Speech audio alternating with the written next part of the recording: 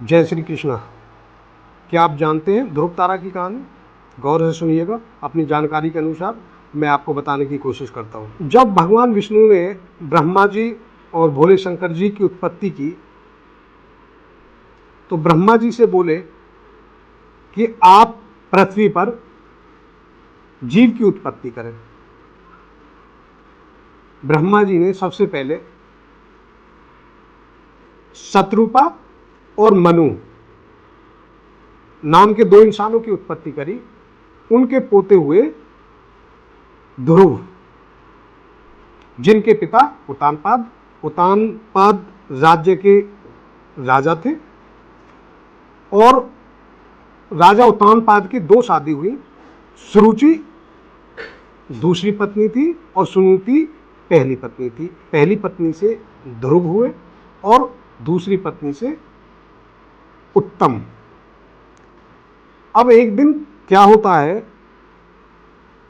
जब ध्रुव अपने पिता के पास जाते हैं, उनकी गोद में बैठने की कोशिश करते हैं तो पिता धिक्कार देते हैं।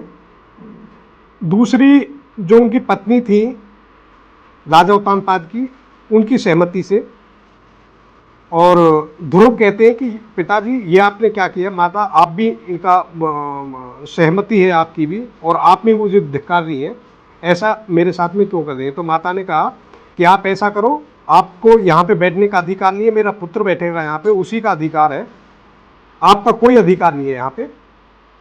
आप जाइए, वनों में जाइए और महल से निकल जाइए, यहाँ पे आपका कोई अधिकार नहीं है। और वहाँ पे जाके भगवान विष्णु की तपस्या करें और उनकी गोद में जाके बैठे, ना कि मेरे पति की गोद में। ध्रुव 7-8 साल के बच्चे थे। वो रात को अपनी माता सुनीति को सोता हुआ छोड़कर, पैर छूकर वन में निकल गए।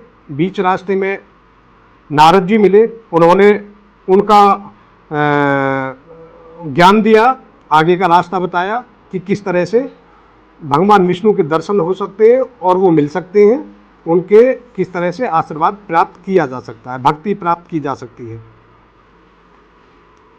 वन में जाके छोटे बच्चे थे ध्रुव, तपस्या करने बैठ गए। काफ़ी संकट आए, संकटों को नज़रअंदाज करते हुए, सहते हुए कड़ी तपस्या करी और भगवान विष्णु को आना पड़ा। दर्शन दिए और भगवान विष्णु ने उनकी समस्याओं का समाधान किया, आशीर्वाद दिया और एक विशेष भक्त की श्रेणी की संज्ञा दी उन्हें और उनको वरदान दिया कि आकाश में सबसे चमकते तारे आप होंगे। आपके जीवन में आप उत्तर पूर्व में स्थित ध्रुव नाम से एक तारा बनेंगे और आप देखते हैं वो तारा आपके समक्ष है। उत्तर पूर्व में सबसे चमकता हुआ जो तारा होता है वो ध्रुव तारा है और भगवान विष्णु के परम भक्त हैं। जय श्री कृष्ण, जय श्री विष्णु।